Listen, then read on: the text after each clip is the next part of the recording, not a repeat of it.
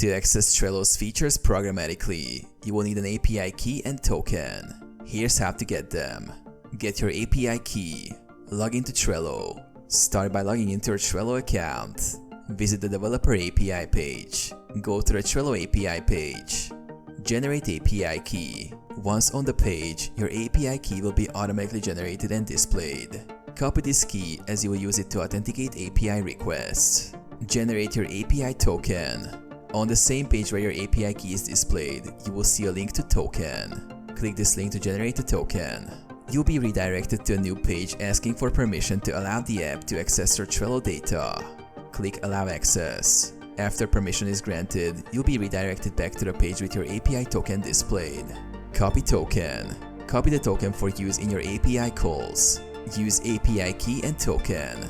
Combine the API key and token in your API request for authentication, following the API documentation for your desired actions.